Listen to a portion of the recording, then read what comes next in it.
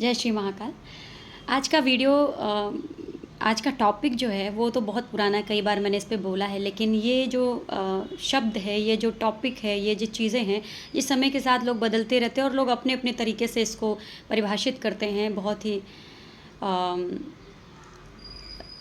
कर्मवादी लोग, धर्मवादी लोग, ज्ञानवादी लोग, सब लोग अपने अपने तरीके से इसकी परिभाषा देते हैं।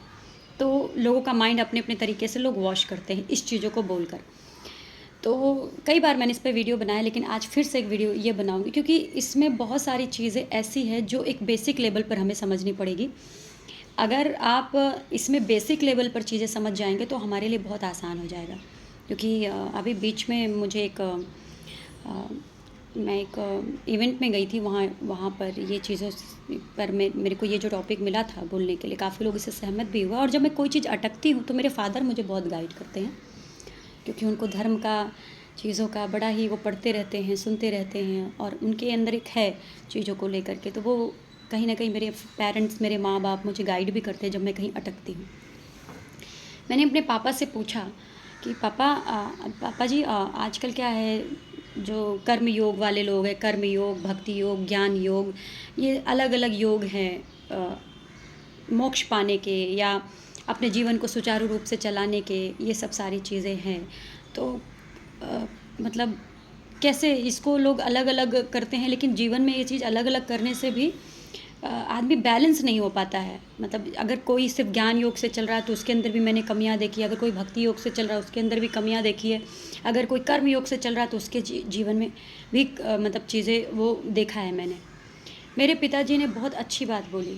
मेरे पिताजी ने ये बोली कि बेटा, शरीर जैसे बॉडी है ना, बॉडी में हर एक चीज़ होना बहुत ज़रूरी है, तब एक परफेक्ट बॉडी होती है। इसी तरह आपके जीवन में कर्म योग, भक्ति योग, जो ज्ञान योग, ये तीनों योग होना बहुत ज़रूरी है।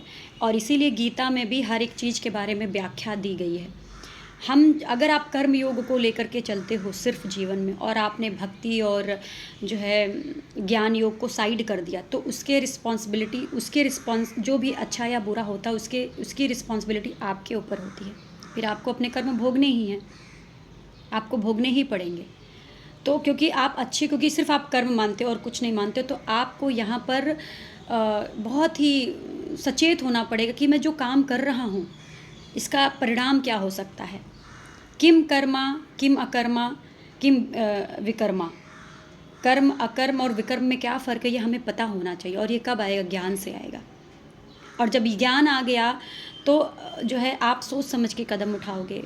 और जब भक्ति आ गई तो आपके अंदर एक संवेदना, एक करुणा, एक बहुत सारी चीज़ें आएगी। तो आप जन के हित के लिए, समाज के हित के लिए, लोगों के हित के लिए, अपनों के हित के लिए, अपने भी हित के लिए इंक्लूड हो जाओगे और आप वो काम करोगे।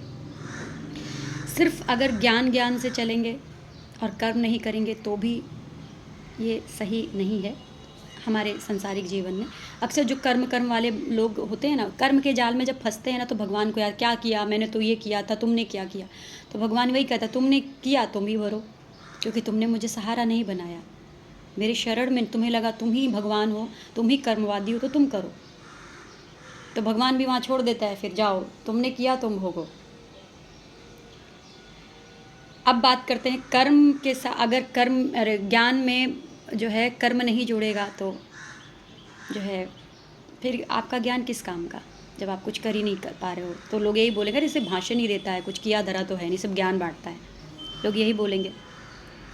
अगर आपने बिना ज्ञान के कुछ किया तो लोग बोलेंगे अरे आडंबर, पता होता तो कुछ है नहीं, इनलॉजिकल बात करता है ना। तो ज्ञान होने के बाद सही गलत, अच्छा बुरा की परख होनी, ये आती है। उसके बाद जब भक्ति आती है, भक्ति तो सबसे ऊपर की चीज़ है। और जब भक्ति आती है उसमें जब दया, अच्छे बुरे की पहचान, आत्मा का ज्ञान, जब समझ आ जाती है कि नहीं, किसी को अपने को नुकसान नहीं पहुंचाना, हमें जो कर्म करने हैं उसमें सबका भला हो, सिर्फ अपने लिए नहीं चीज़ें सोचनी है। तो ये जो संसारिक जीवन है ना, संसारिक जीवन में ज्ञान, भक्ति और कर्म तीनों लेकर के, तीनों के को अलग करने से जीवन चलने वाला ही नहीं है। तीनों को लेके चलना पड़ेगा। जो आदमी इन तीनों को लेके चलता है, ये मेरा एक्सपीरियंस कहता है, मैंने अपने जीवन में जो देखा वो कभी नहीं गिरता। जो सिर्फ एक को लेके चलेगा, ज्ञानी आदमी घमंडी भी हो सकता है, बहुत कर्मवादी आदमी, फिर वो अच्छे बुरे इसको समझ ही नहीं होगा तो वो कुछ भी करेगा।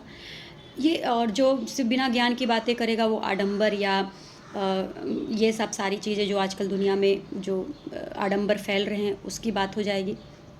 तो कहने का मतलब ये है कि अर्जुन ने भी पूछा था कृष्ण जी से, क्या कर्म है, क्या अकर्म है, क्या विकर्म है।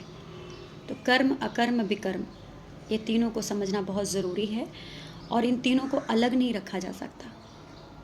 इन तीनों को बहुत बहुत भी पढ़े लिखे लोग भी ना जो आजकल कुछ भी बोलते हैं, जो कर्म कर्म और ये सब बोलते रहें, कर्म, ज्ञान, धर्म, भक्ति, इन तीनों को लेके जब आप चलेंगे तो ईश्वर कहेगा तुमने कुछ चीज़ें मुझ पर भी छोड़ी है तो कुछ चीज़ें अब मुझे तुम्हारे लिए भी करनी है।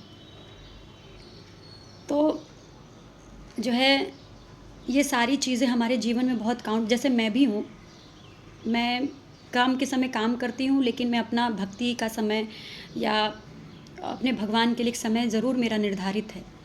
और जब मैं फ्री रहती हूँ तो मेरा पूरा समय मेरे उस भक्ति पर, मेरे वो आत्मा के कल्याण पर, मेरे वो अंतर मन के चिंतन पर रहता है। ये तीनों को लाइफ में लेकर चलना बहुत ज़रूरी है, नहीं तो फिर इंसान भटकता है। इसमें एक और एग्जांपल दूंगी, वीडियो लंबा होगा, कोई बात नहीं। जैसे जो है चूहा कपड़े काट देता है, ठीक है, उसका कपड़े से पेट नहीं भरता लेकिन वो काट देता है कपड़े, ठीक है, तो उसको पता नहीं है कपड़े काटने से क्या होगा, बस उसने काट दिया, ठीक है। या सांप किसी को काट लिया तो उस 2 बूँद से उसका पेट नहीं भरेगा, बस काट लिया। तो एग्जाम्पल ये सांप और चूहे की मैंने इसलिए दिया है कि अपने कर्म में आपको पता होना चाहिए कि आप क्या कर रहे हो, इससे किसका नुकसान होगा, किसका भला होगा। अपना स्वार्थ उतना ही हो जिसमें दाल में उतनी नमक खानी चाहिए जितना आपको हजम हो। तो अपने स्वार्थ के लिए इतने हद तक नहीं गिरना है जिसकी वजह से किसी का भी नुकसान होने लगे। नहीं तो सिर्फ कर्मवादी जो लोग होंगे ना, वो अपने ही कर्म के जाल में फंसेंगे, फिर वो भगवान को दोषारोपण नहीं दे सकते। अगर आप भगवान मानते नहीं तो अपनी चीज़ें भगवान पर थोप भी नहीं सकते, है ना। अगर आप भगवान मानते हो तो आपको तीनों चीज़ें लेके चलनी पड़ेगी। जय श्री राम।